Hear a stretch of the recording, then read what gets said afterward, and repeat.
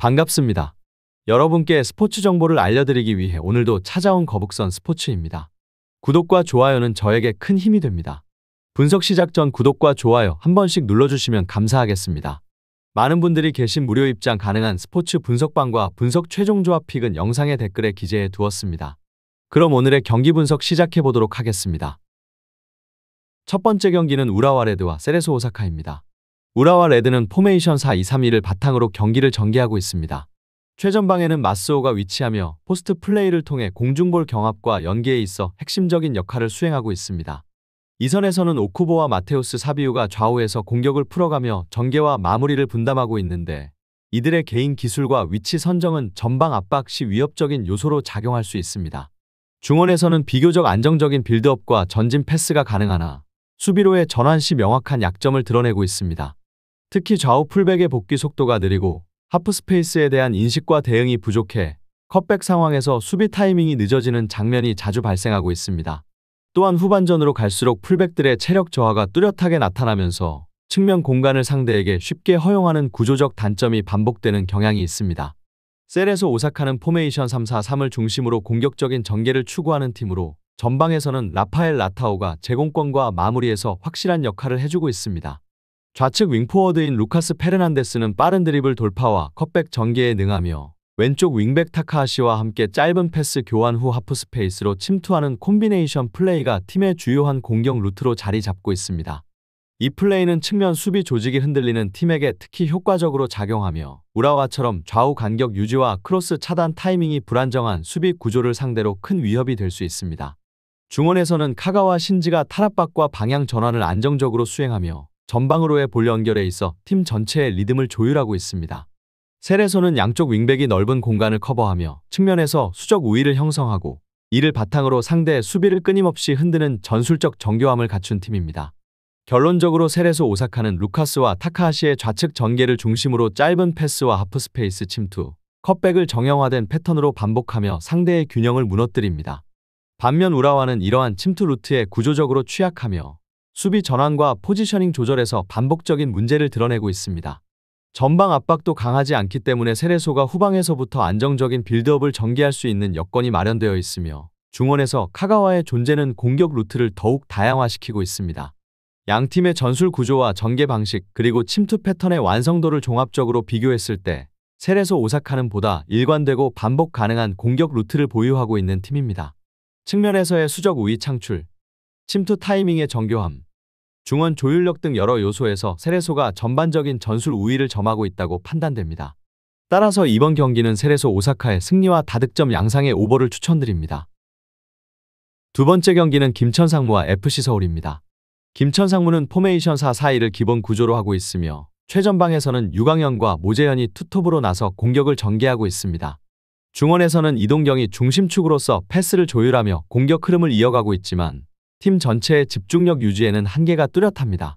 특히 여름부터 가을 사이 전역을 앞둔 선수들이 많아지면서 팀 내 분위기와 집중도가 눈에 띄게 떨어지고 있으며 실제로 울산과의 경기에서는 뒷심 부족으로 인해 역전패를 당하는 등 후반 운영에서 반복적인 허점을 드러내고 있습니다. 수비진은 개인 수비보다는 조직적인 형태로 라인을 유지하려 하지만 시간이 갈수록 수비 라인이 뒤로 밀리는 현상이 두드러지고 압박력도 함께 저하되고 있습니다.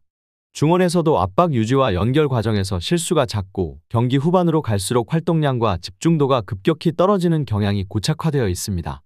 이에 맞서는 FC서울 역시 포메이션 4-4-2를 사용하고 있으며 둑스와 루카스가 전방에서 역할을 분담해 공격을 이끌고 있습니다.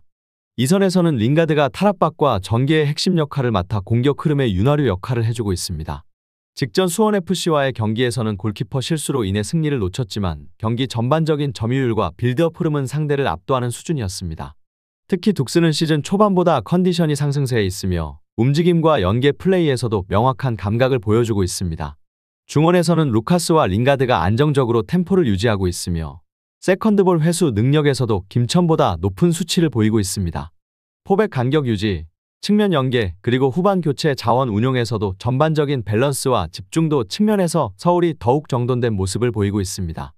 결론적으로 김천상무는 군인 신분의 특성상 외국인 선수가 없는 상태에서 시즌을 소화해야 하며 전역을 앞둔 자원들의 집중력 저하와 후반 체력 저하로 인해 경기 후반 흔들리는 경우가 많습니다.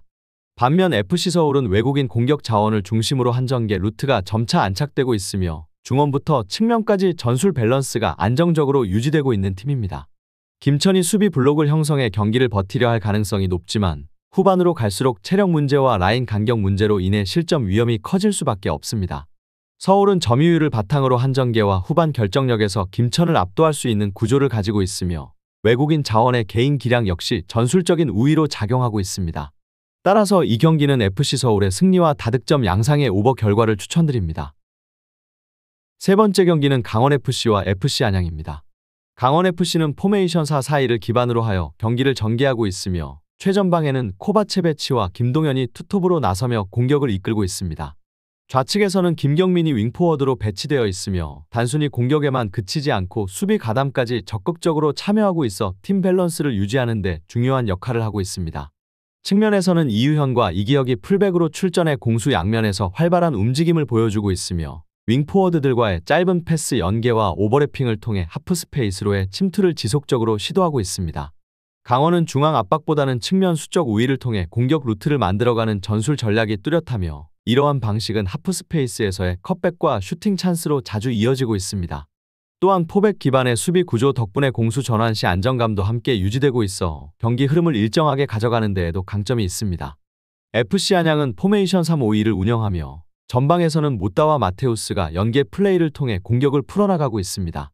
강지훈과 이태희가 좌우 윙백으로 출전해 측면 폭을 넓히는 역할을 수행하지만 3백 구조 특성상 측면 공간이 상대적으로 넓게 노출되는 경향이 있습니다.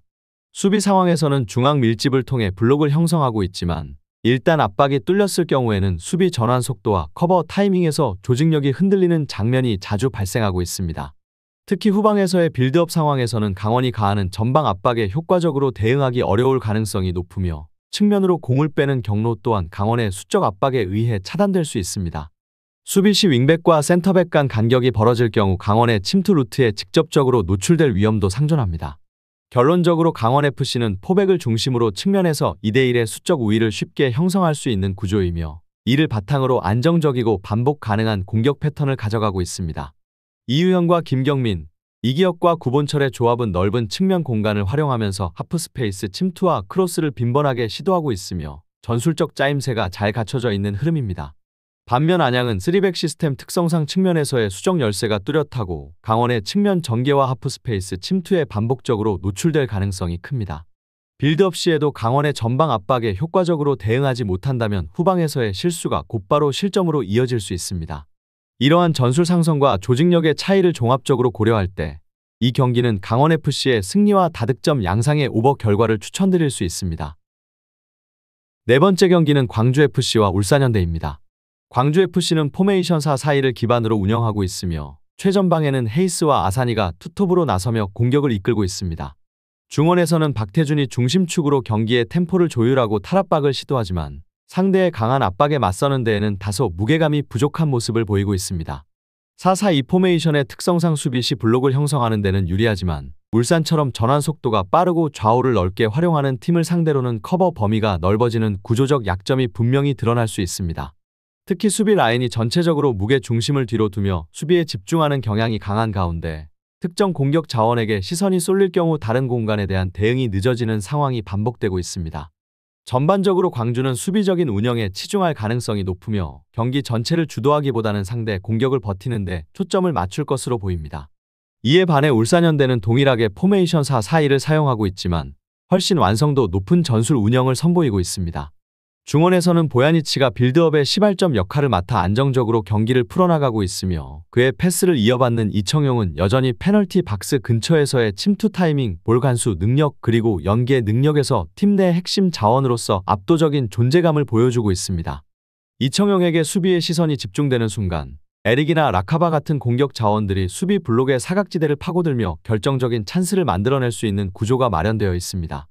울산은 좌우 측면을 넓게 활용하면서도 공격 전개의 중심은 중앙을 통해 풀어나가며 점유율과 공간 활용에서 높은 완성도를 보이고 있습니다. 후방 빌드업도 안정적이며 상대의 전방 압박이 강하지 않을 경우 보야니치의 전진 패스를 통해 곧바로 공격 전개가 이루어지는 장면이 자주 연출됩니다. 결론적으로 울산현대는 보야니치를 중심으로 한 안정적인 중원 전개와 이청용의 전술적 영향력을 바탕으로 에릭과 라카바 같은 주변 자원들과의 연계 플레이가 유기적으로 연결되고 있습니다. 반면 광주는 수비적인 운영으로 경기를 버티는 데 집중하겠지만 울산의 다양한 공격 루트를 모두 차단하기엔 수비 조직력과 커버 능력에서 한계에 부딪힐 가능성이 높습니다. 특히 이청용의 영향력에 수비 시선이 집중될 경우 에릭이나 라카바 쪽에서 결정적인 찬스를 반복적으로 허용할 위험이 존재합니다.